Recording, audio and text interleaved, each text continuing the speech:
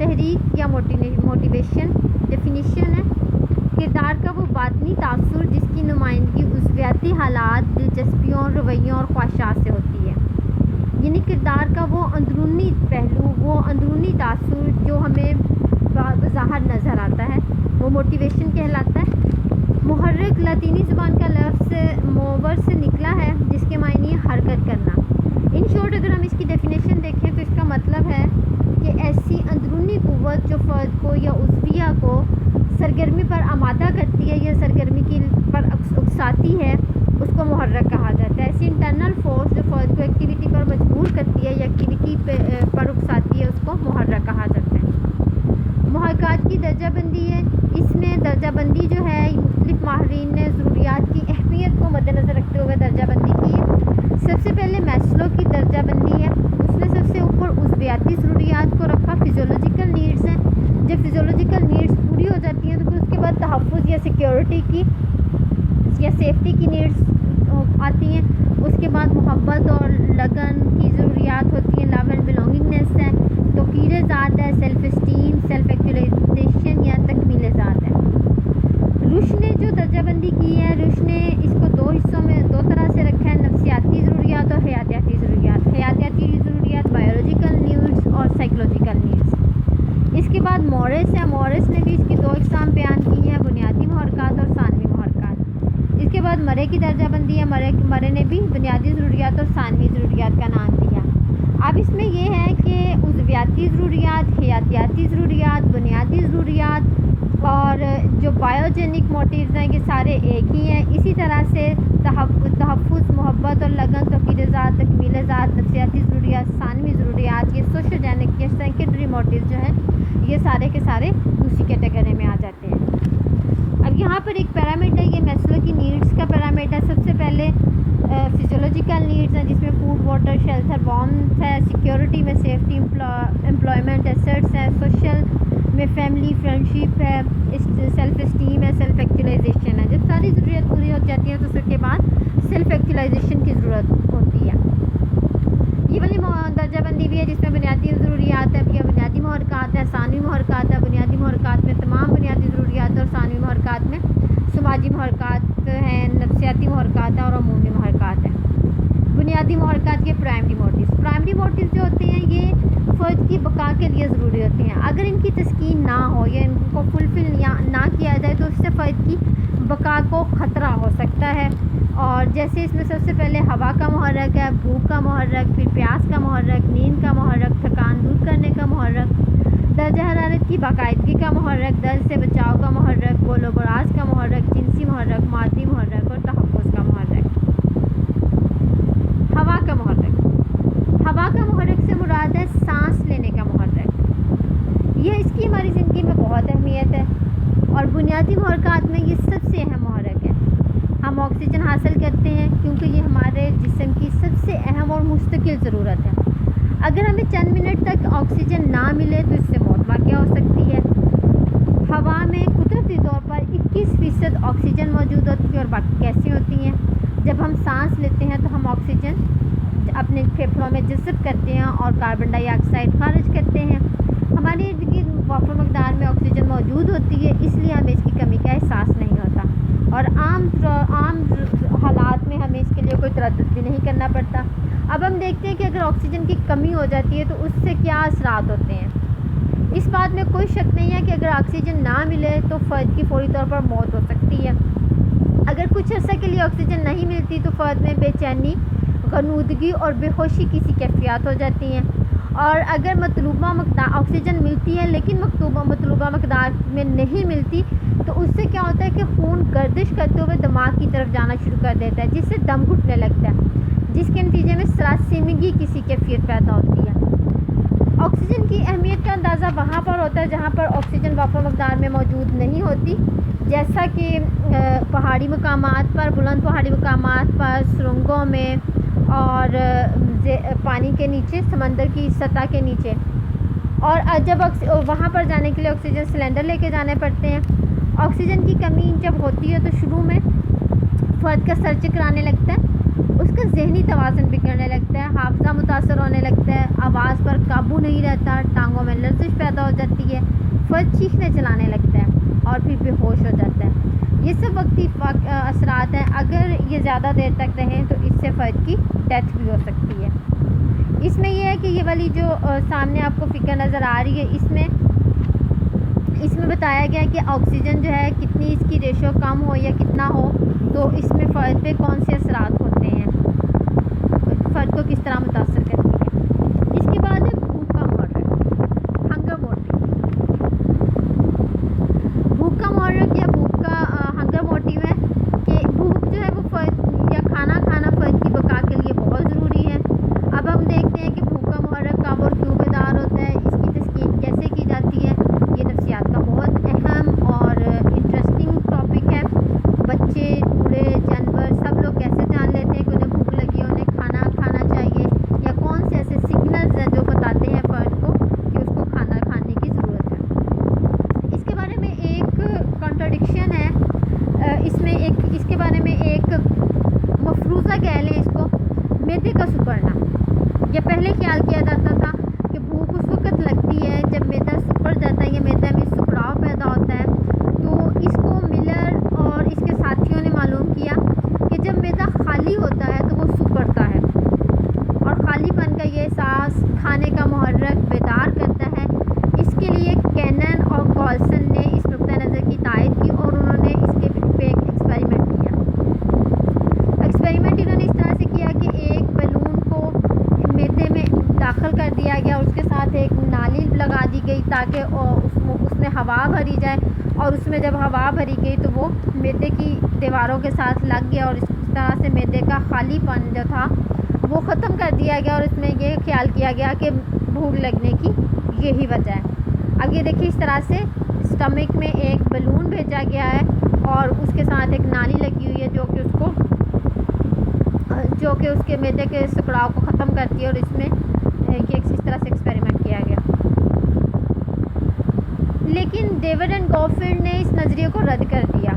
انہوں نے ایکسپیریمنٹس کیے اور ایکسپیریمنٹس میں انہوں نے کچھ جانوروں کا معدہ ہی نکال دیا۔ جب ان کا معدہ ہی نکال دیا تو انہوں نے دیکھا کہ ایسے جانوروں کو نہ صرف زیادہ ان کو بھوک لگتی ہے بلکہ زیادہ بھوک لگتی ہے، وہ کھانا کھاتے ہیں کیونکہ معدے میں اسٹور کرنے کی کیپیسٹی ختم ہو جاتی ہے، اور اس وجہ سے وہ بھوک جو ہے وہ زیادہ لگتی ہے۔ اس لیے یہ ثابت کر دیا انہوں نے کہ معدے کا سکڑاؤ جو ہے وہ بھوک کی وجہ نہیں ہے۔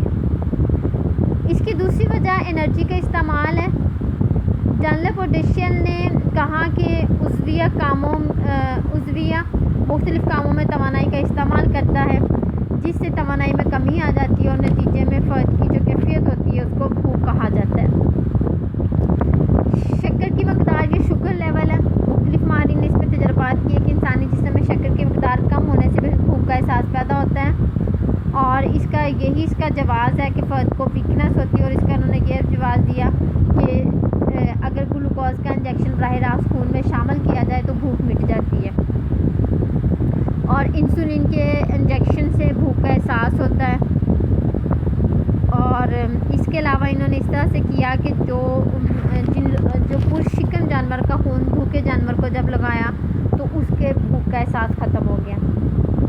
انسینٹیو فیکٹرز بھی ہو سکتے ہیں، ترغیبی عوامل بھی ہو سکتے ہیں۔ ایسے عوامل جو کھانے کو ترغیب دیتے ہیں وہ انسولین بڑھانے کا باعث بنتے ہیں، بھوک کا محرک بیدار کرتے ہیں، جیسے من پسند مسالہ دار کھانے، کی خوشبو، ان کی سجاوٹ وغیرہ۔ ذیلی اشیاء کا کردار بھی اس میں ہو سکتا ہے، اور جب نروس سسٹم کو اسٹڈی کیا گیا تو یہ نوٹ کیا گیا کہ ہائپوتھیلمس میں بھوک کو کنٹرول کرنے کے سینٹرز پائے جاتے ہیں۔ یہ مراکز اگر ناکارہ ہو جائیں تو بھوک کا احساس متاثر ہوتا ہے۔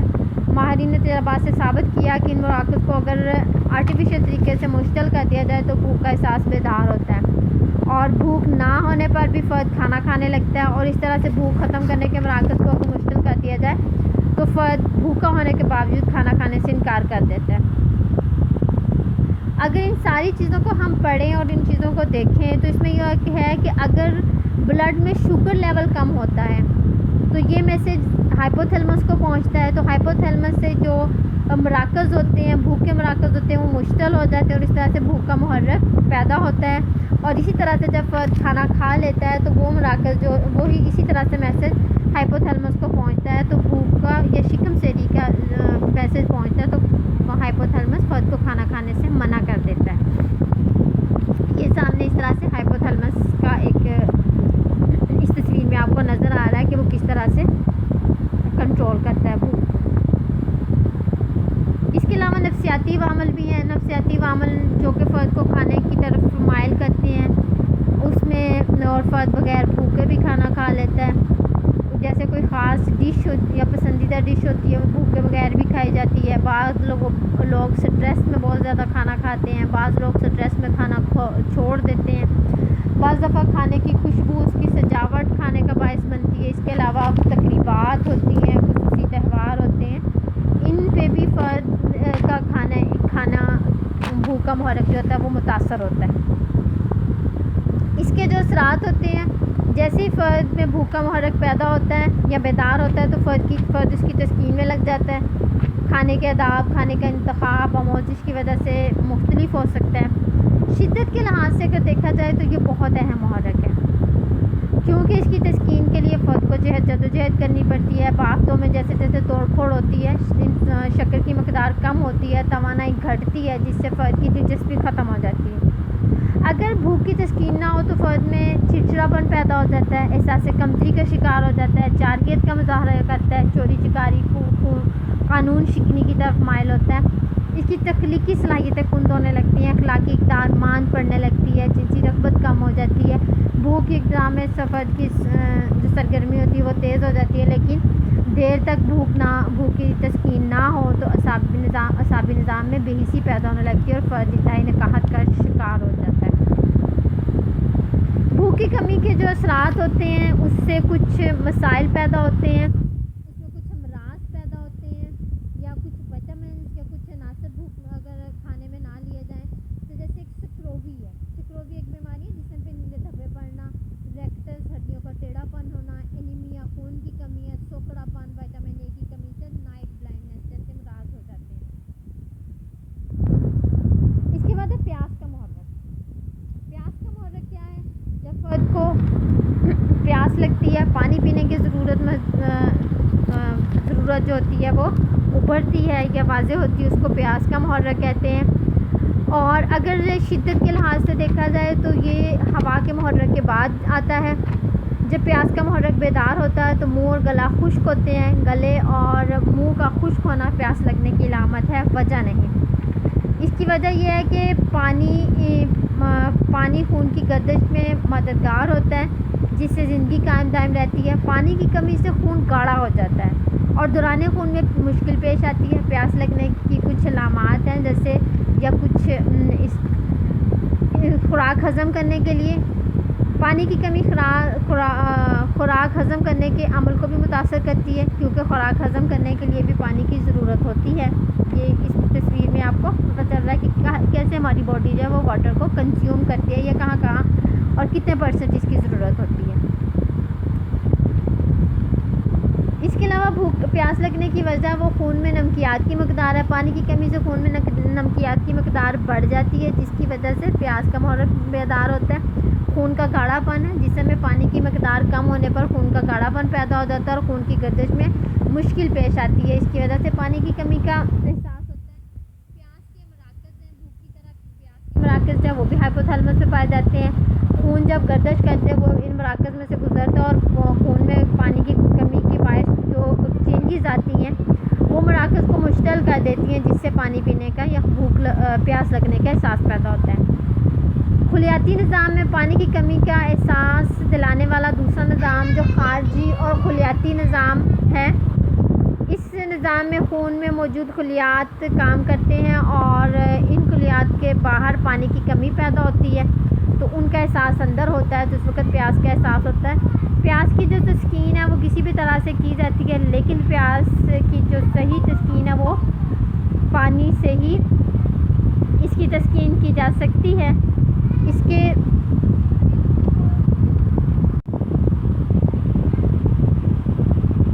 اثرات ہیں شدت کے لحاظ سے ہوا کے بعد بہت دنوں تک پیاس برداشت نہیں کر سکتا، اور ماہرین کا خیال ہے کہ عام دنوں میں 3 دن سے زیادہ پیاس برداشت نہیں کی جا سکتی، اور بھوک کی کمی کو بھی اسی وجہ سے برداشت کیا جا سکتا ہے کہ اگر فرد کو پانی ملتا رہے۔ اگر فرد کو وامٹنگ ہے، اس طرح کی کوئی اور مسئلہ ہے، تو اس میں پانی تیزی سے جسم سے خارج ہوتا ہے، اور اس طرح سے یہ پانی کا اخراج جو وہ فرد کے لیے مہلک ثابت ہو سکتا ہے۔ اس میں باڈی میں کون کون سے آرگنز ہیں جو کہ جن کے لیے پانی جو ہے وہ بہت ضروری ہے، یہ پانی کنزیوم کرتے ہیں۔ پانی کی کمی سے جسم میں تیزابیت بھی پیدا ہوتی ہے، اس میں بلڈ کو سرکولیشن کرنے میں مشکل ہوتی ہے، نظام اخراج میں بھی مسائل ہوتے ہیں، گردوں میں بھی مسائل پیدا ہوتے ہیں۔ جتنے آرگنز جن کو کام کرنے کے لیے پانی چاہیے ہوتا ہے، ان سب کی ایکٹیویٹی میں فرق آ جاتا ہے۔ نیند کا محرک، سلیپ موٹیو۔ نیند کا محرک یہ سلیپ موٹیو ہے۔ نیند ایک زبردست فطری تقاضا ہے، ہر انسان کو، ہر جاندار کو نیند آتی ہے، اور اس کی تسکین بھی لازم ہے۔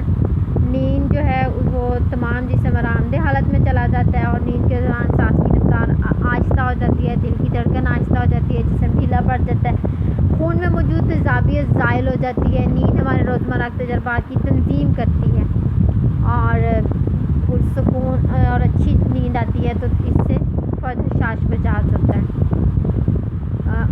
جو نیو بورن بیبی ہوتا ہے وہ 24 میں سے تقریباً 20 گھنٹے سوتے ہیں، اور جیسے جیسے وہ بڑا ہوتا جاتا ہے اس کی نیند کا دورانیہ کم ہوتا جاتا ہے۔ اس کے بارے میں مرے نے کہا ہے، اور اس نے اس کے بارے میں تجربات کیے، اس نے کہا ثابت کیا کہ ریٹیکولر فارمیشن جو ہے وہ اس کا کردار نیند میں اہم ہے۔ اس کے علاوہ دماغ کے عقبی فاز یا آکسیپیٹل لوب جو ہے وہ بھی نیند میں اہم ہے۔ اس کے اثرات کیا ہوتے ہیں؟ فرد نیند کے محرک کی تسکین کرنے کی مناسب کوشش کرتا ہے، اپنے ماحول کو اور رتبے اور ذمہ داری کے مطابق اپنا کام نمٹا کر سونے کی کوشش کرتا ہے۔ اگر مسلسل فرد بے خوابی میں رہے تو اس کی کارکردگی متاثر ہوتی ہے، اور کبھی کبھار بے خوابی جو ہے وہ اس پہ ویسے مضر اثرات رکھتی ہے۔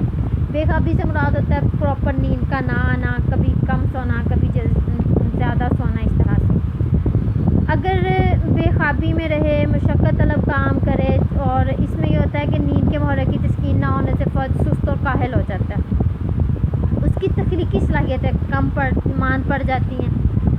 اگر آموزش کی جائے تو آموزشی کارکردگی میں متاثر ہوتی ہے، اور بے خوابی سے فرد کا سر چکرانے لگتا ہے، اعصابی تناؤ پیدا ہو جاتا ہے۔ نیند کی کمی سے عموماً سر کا درد شروع ہو جاتا ہے، تھکاوٹ ہو جاتی ہے۔ اگر یہ محرک ہے مگر نیند کے محرک کو شدت سے متاثر کرتا ہے، نیند کی تسکین نہ ہونے سے تھکاوٹ بہت بڑھ جاتی ہے۔ اگر اس کی تسکین نہیں ہوتی تو براہ راست موت تو نہیں ہوتی ہے، لیکن نیند کا محرک بیدار ہونے کے باوجود فرد اس میں رہے تو نقصان دہ ثابت ہوتا ہے۔ فار ایگزامپل جیسے اگر فرد کسی ہیوی مشینری کے ساتھ کام کر رہا ہے، فیکٹری میں کام کر رہا ہے، تو وہاں پر حادثات کا باعث بن سکتا ہے، جو فرد کے لیے بھی نقصان دہ ہو سکتا ہے، اور عام افراد کے لیے وہاں کی انتظامیہ کے لیے دوسرے لوگوں کے لیے بھی نقصان دہ ہو سکتا ہے۔ ڈرائیونگ کرنا اس میں ڈینجرس ہو سکتا ہے۔ یہ چیز تجربات سے ثابت ہوئی ہے کہ اگر عام آدمی 50 گھنٹے تک مسلسل جاگ سکتا ہے، مگر اس کے بعد اس کی کارکردگی متاثر ہونے لگتی ہے، اور 100 گھنٹے تک مسلسل جاگنے پر کسی قسم کی کارکردگی ممکن نہیں ہے۔ اس میں یہ ہوتا ہے کہ فرد اگر کوشش بھی کرے، آنکھیں کھلی رہیں گی، تو اس کا برین جو ہوگا وہ کام کرنا چھوڑ دے گا، اور ایک اچھی اور گہری نیند جو ہوتی ہے وہ فرد کے لیے ضروری ہوتی ہے، اور اس میں یہ ہوتا ہے کہ فرد کا نروس سسٹم بھی ریپیئر ہوتا ہے، اور اس کے اندر جسم کے اندر جو توڑ پھوڑ ہوتی ہے وہ ٹھیک ہوتی ہے، اور اسی لیے جب فرد اٹھتا ہے تو وہ حشاش ہوتا ہے۔ تھکان دور کرنے کا محرک۔ تھکان دور کرنے کا محرک یہ ہے کہ کچھ گھنٹے مسلسل کام کرنے سے جسم تھک جاتا ہے، اور فرد کو آرام کی ضرورت محسوس ہوتی ہے۔ جب کام کے دوران فرد تھکاوٹ کا شکار ہوتا ہے تو تھکان دور کرنے کا محرک بیدار ہوتا ہے، جس کی تسکین کے لیے فرد آرام کرتا ہے۔ تھکان ایک دم پیدا نہیں ہوتی بلکہ آہستہ آہستہ یہ ہوتا ہے۔ اس کی جو وجہ ہے اس میں یہ ہے کہ جب ایک فرد کام کرتا ہے تو اس کے جسم میں ایک مادہ ہوتا ہے جسے لیکٹک ایسڈ کہتے ہیں، یہ تیزابی مادہ ہوتا ہے، اس کی مقدار میں اضافہ ہوتا ہے جیسے جیسے انرجی کنزیوم ہوتی ہے، اور قدرتی طور پر یہ تیزابی مادہ جو ہوتا ہے یہ یورین کے میں شامل ہوتے رہتے ہیں اور یہ جسم سے باہر نکلتے ہیں، لیکن مسلسل کام کرنے کی صورت میں مادہ جسم سے خارج ہونے کی بجائے دوبارہ بلڈ میں شامل ہو جاتا ہے، جس سے خون میں تیزابیت بڑھ جاتی ہے اور خون گاڑھا ہو جاتا ہے۔ لیکٹک ایسڈ تھکاوٹ کی صورت میں جوڑوں میں چلا جاتا ہے اور آرام کرنے سے یہ تیزابی مادہ جوڑوں اور خون سے نکل کر دوبارہ عضلات میں شامل ہو جاتا ہے اور تھکاوٹ کا احساس ختم ہو جاتا ہے۔ اور جسم میں شکر کی مقدار کم ہونے سے بھی نکاہت اور تھکاوٹ پیدا ہوتی ہے۔ تھکاوٹ کی اقسام ہیں، تھکاوٹ جسمانی بھی ہو سکتی ہے، جیسے جسمانی تھکان ہونا لگاتار کام مشقت طلب کام کرنے سے پیدا ہوتی ہے اور آرام کرنے سے ٹھیک ہو جاتی ہے۔ لیکن نفسیاتی تھکان ہے، یہ ایک معمولی نوعیت کا، خفیف نوعیت کا ذہنی مسئلہ ہے، نفسیاتی عارضہ ہے، اور اس کی بلا وجہ یا معمولی کام کرنے سے بھی شدید تھکاوٹ کا احساس پیدا ہوتا ہے اور آرام کرنے کے بعد تھکاوٹ کا احساس ختم ہو جاتا ہے۔ ایسی تھکاوٹ کو نفسیاتی طریقہ علاج سے ہی دور کیا جا سکتا ہے۔ اب تھکاوٹ کے اثرات ہیں، اگر فرد مسلسل کام کرتا رہے تو یہ تھکاوٹ پیدا ہوتی ہے جس سے فرد کی کارکردگی کم ہونے لگتی ہے، اس پر سستی کاہلی آ جاتی ہے، ذہنی کارکردگی زیادہ متاثر ہوتی ہے، فرد میں چڑچڑاپن آتا ہے، اس کو توانائی کی کمی کا احساس ہوتا ہے، ویکنیس فیل ہوتی ہے۔ اس کے محرک کی تسکین نہ کی جائے تو تھکاوٹ کی صورت میں آرام نہ کیا جائے تو اس سے فرد کی صحت کو نقصان ہو سکتا ہے، اس کی نیند بھی کی طرح یہ محرک بھی براہ راست جان تو نہیں لیتا، جان لیوا تو نہیں ہے، لیکن عدم تسکین کی وجہ حادثے کا موجب بن سکتی ہے، خود کے لیے بھی اور دوسروں کے لیے بھی خطرناک ہو سکتا ہے، خاص طور پر اگر ڈرائیور حضرات ہیں ان کے اس محرک کی تسکین نہ ہو تو دوران سفر وہ خود کے لیے بھی اور دوسروں کے لیے بھی نقصان دہ ہوتے ہیں۔ اور تھکاوٹ دور کرنے کے لیے آرام کرنا ضروری ہے، سونا ضروری نہیں ہے۔ آرام کرنے کا انداز ہر شخص کا مختلف ہوتا ہے، کچھ لوگ گپ شپ کرتے ہیں، کچھ لوگ ٹی بریک لیتے ہیں، چائے پیتے ہیں، اس طرح سے ان کی تھکن دور ہو جاتی ہے۔ اس کے بعد درجہ حرارت کی باقاعدگی کا محرک ٹیمپریچر ریگولیشن موٹیو ہے۔ درجہ حرارت سے مراد سردی اور گرمی میں فرد کے جسم کی حدت یعنی باڈی ٹیمپریچر کہ اس مخصوص حدت کو ایک خاص درجے تک برقرار رکھا جاتا ہے، اسی لیے موسم سرما سرد ہو یا گرم فرد کا جسمانی درجہ حرارت جو ہے 98.4 فahrenheit یا 37 cc رہتا ہے۔ اور اسی طرح سے جب موسم چینج ہوتا ہے تو فرد کو سردی یا گرمی فیل ہوتی ہے، اور ہمیں سردی یا گرمی کا احساس مختلف اعصاب کے ذریعے سے ہوتا ہے، کچھ حصی اعصاب سردی کے احساس دلاتے ہیں، کچھ گرمی کا احساس دلاتے ہیں، اور جب درجہ حرارت گھٹتا ہے یا بڑھتا ہے تو یہ اعصاب متاثر ہوتے ہیں، اور گرمی اور سردی کے لیے فرد اپنے طور پر ان سے اقدامات اٹھاتا ہے، جیسے لباس اس مطابق استعمال کرنا یا گھروں کو ٹھنڈا رکھنا وغیرہ۔ اس کے جو اثرات ہیں، سردیوں میں جب سردی لگتی ہے تو جسم کانپنے لگتا ہے، تو جب جسم کانپنے لگتا ہے تو اس سے اس کی سردی کی شدت بڑھ جائے تو دانت بھی بجنے لگتے ہیں، تو گرمی لگنے سے پسینہ آتا ہے، دل گھبرانے لگتا ہے، سر چکراتا ہے، آنکھیں سرخ ہو جاتی ہیں، گرمی کے ساتھ پانی کی کمی بھی ہو جائے تو سن سٹروک ہو جاتا ہے، جس سے فرد شدید قسم کے بخار میں مبتلا ہو جاتا ہے۔ جسم کا درجہ حرارت بڑھ جائے تو دماغی نس پھٹ جانے کا خطرہ ہوتا ہے، اگر درجہ حرارت کم ہو جائے تو خون کی گردش انتہائی سست ہو جاتی ہے۔ درجہ حرارت کا انتہائی اتار چڑھاؤ فرد کے لیے جان لیوا بھی ہو سکتا ہے۔ اس محرک کی تسکین کی خاطر بخار میں ٹھنڈے پانی کی پٹیاں کی جاتی ہیں، فرد کو ٹھنڈی اور ہوادار جگہ پر لٹایا جاتا ہے، ٹھنڈا مشروب پلایا جاتا ہے، ادویات کا استعمال ضروری ہے، ضرورت کے مطابق کیا جاتا ہے۔ اس طرح سے جسم کا درجہ حرارت کم ہو جائے تو جسم کو گرم کرنے کی کوشش کی جاتی ہے، زیادہ سردی اور گرمی سے بچاؤ نہ کیا جائے تو اس کے اثرات مہلک ہو سکتے ہیں۔ برف باری میں فروسٹ بائٹ ہو سکتی ہے۔ سردی اور گرمی کی شدت سے بچنے کے لیے درجہ حرارت میں توازن پیدا کرنے کے لیے ہمیں اقدامات کرنے پڑتے ہیں۔ درد سے بچاؤ کا محرک۔ درد سے بچاؤ کا محرک درد کی محرک کی نوعیت کے اعتبار سے پیچیدہ ہے۔ درد جو ہے ایک تکلیف دہ کیفیت کا نام ہے جس کی شدت مختلف ہو سکتی ہے، جیسے سر درد، پیٹ درد یا کمر درد، درد شقیقہ وغیرہ۔ اب عضویہ کے نظام عصبی سے خرابی سے درد پیدا ہوتا ہے۔ کسی بھی نظام میں خرابی پیدا ہو عضویہ کے، اس سے درد یا پین کی فیلنگ ہوتی ہے، جیسے ہمارے جسم میں تمام جلد پر درد کے حواس منتشر حالت میں موجود ہوتے ہیں۔ یہ حواس جلد کے بیرونی حصے پر بھی ہوتے ہیں اور اندرونی عضلات میں بھی۔ سارے جسم میں پھیلے اعضاء عصبی کناروں کے درد کی حس کے ذمہ دار ہیں، اور ان اعصاب کو گزند یا تکلیف پہنچے تو درد کی حس پیدا ہوتی ہے۔ اور اس میں یہ ہے کہ جب یہ محرک پیدا ہوتا ہے تو فرد اس کو ختم کرنے کی یا روکنے کی کوشش کرتا ہے۔ اس کی اہمیت یہ ہے کہ یہ ایک دفاعی نظام ہے جو ہمیں اس بات سے آگاہ کرتا ہے کہ ہمارے اندر کہیں نہ کہیں خرابی پیدا ہو رہی ہے یا بیماری حملہ آور ہو سکتی ہے۔ درد سے نجات ایک عضویاتی ضرورت ہے۔ درد اگر کم ہو تو اس کو برداشت کر لیا جاتا ہے، لیکن شدت میں اضافہ ہونے پر یہ ناقابل برداشت ہو جاتا ہے۔ ایسی صورت میں فرد اس سے نجات حاصل کرنے کی کوشش کرتا ہے، جیسے انجیکشن یا میڈیسنز وغیرہ۔ اس میں کچھ انڈیویجول ڈفرینسز بھی ہے کہ اس میں یہ ہے کہ ایک ذاتی تجربہ ہے کہ صرف وہی فرد اس کی شدت یا نوعیت جان سکتے ہیں جو اس کا ایکسپیرینس کر رہے ہوتے ہیں۔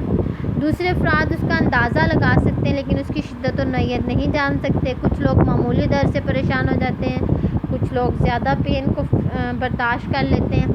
اس کے اثرات ہیں، اگر درد معمولی ہو تو فرد عموماً اس کی پرواہ نہیں کرتا، لیکن اگر شدت زیادہ ہو تو فرد کی کارکردگی متاثر ہونے لگ جاتی ہے اور توجہ طلب کام کرنا مشکل ہو جاتے ہیں۔ شدید درد کی صورت میں فرد چیخنے چلانے لگتا ہے، مارنے پیٹنے پہ اتر آتا ہے، بے چینی ہوتی ہے، اضطراب ہوتا ہے، چڑچڑاپن پیدا ہوتا ہے، شدید درد سے بے ہوشی طاری ہو جاتی ہے، جبکہ ناقابل برداشت درد سے فرد کی موت بھی واقع ہو سکتی ہے۔ درد شدید ہوتے ہی فرد اس کا توڑ کرنے کی کوشش کرتا ہے اور اس کو کسی بھی قسم کا علاج کروانا پڑے تو وہ اس کی کوشش کرتا ہے۔ معمولی درد پر فرد اس کی پرواہ نہیں کرتا، لیکن معمولی درد بھی مسلسل ہونے لگے تو اس کا علاج کروانا ضروری ہوتا ہے۔ بولو براز کا محرک ہے، اس کا یہ ہے فاضل مادوں کا جسم سے اخراج کا محرک ہے۔ عمل انہضام خوراک کو ہضم کر کے توانائی میں تبدیل کرتا ہے، اور جو خوراک ہضم نہیں ہو سکتی وہ جسم سے نکل جاتی ہے یا خارج ہو جاتی ہے۔ وہ جسم اس میں زہریلے مادے ہوتے ہیں، فاسد مادے ہوتے ہیں، اور یہ فضلات جسم سے وقتاً فوقتاً خارج ہوتے رہتے ہیں۔ اگر اس کے اخراج میں رکاوٹ ہو جائے تو بہت تکلیف دہ ہوتی ہے، اور اس کے اخراج سے ہی فرد کو تسکین حاصل ہوتی ہے۔ ڈائجسٹو سسٹم ہے، اس سے آپ اس کو سمجھ سکتے ہیں۔ اس کے اثرات ہے کہ اگر اس کے اخراج میں کمی بیشی ہو تو فرد کے لیے تکلیف دہ ہوتی ہے، یہ بیماری میں مبتلا ہو سکتا ہے فرد، اور نظام اخراج میں زیادہ دیر تک رکاوٹ رہے تو زہریلے مادے جسم میں سرایت کر جاتے ہیں جو کہ فرد کے لیے جان لیوا ہو سکتے ہیں۔ جنسی محرک ہے، اس کا تعلق فرد واحد کی زندگی کے علاوہ آئندہ نسلوں کی بقا کے لیے بھی ہے۔ بھوک پیاس ہوا کے بعد عموماً یہ طاقتور محرک ہے، اور یہ ان لرنڈ محرک ہے، جبلی محرک ہے، اور اس کی تسکین جو ہے وہ فرد کے لیے ضروری ہے۔ جنسی محرک انسانوں اور جانوروں دونوں میں موجود ہوتا ہے، لیکن معاشروں میں اس کی تسکین کے لیے مختلف ذرائع موجود ہوتے ہیں۔ ہر فرد نہ صرف اپنے معاشرے کے مطابق بلکہ اخلاقی، مذہبی اور ثقافتی اقدار کو مد نظر رکھتے ہوئے اس کی تسکین کرتا ہے۔ مادری محرک ہے، مادری محرک کی عدم تسکین سے فرد کی زندگی کو تو کوئی خطرہ نہیں ہوتا، لیکن اس کی تسکین نہ ہونے سے آئندہ نسلوں کی بقا خطرے میں پڑ جاتی ہے۔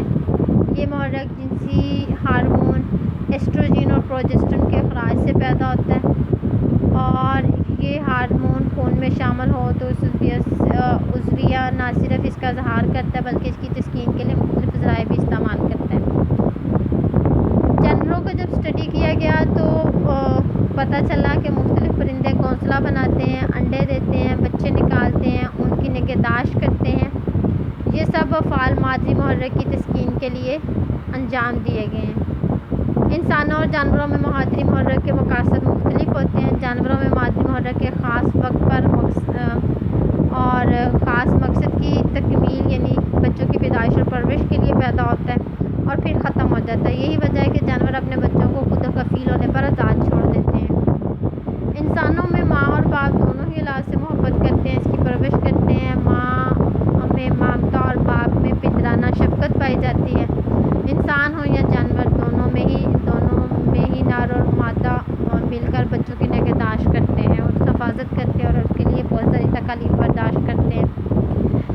اثرات ہیں کہ یہ محرک بھی مختلف افراد میں شدت کے لحاظ سے مختلف ہوتا ہے۔ اس کے عدم تسکین کے اثرات بے اولاد ماؤں میں دیکھنے کو ملتے ہیں۔ اس کے علاوہ غیر شادی شدہ ایسی خواتین جو بچوں کی شدید خواہش رکھتی ہوں وہ بھی اس کی تسکین کے مختلف ذرائع اختیار کرتی ہیں، جیسے ایسی خواتین بچوں کی بہبود سے متعلق سرگرمیوں میں حصہ لیتی رہتی ہیں، اسکول یا نرسری میں بچوں کی تعلیم اور دیکھ بھال کے لیے مختلف امور میں شامل ہو جاتی ہیں، تو ان کے اس محرک کی تسکین ہوتی ہے۔ اس کے بعد ہے حفاظتی محرک۔ حفاظتی محرک جو ہے محصلوں نے ذاتی تحفظ کو اہم بنیادی ضرورت قرار دی ہے۔ اس کا کہنا ہے کہ فرد اپنا بچاؤ کرنے کے لیے یا تحفظ کی خاطر سرگرم میں عمل رہتا ہے۔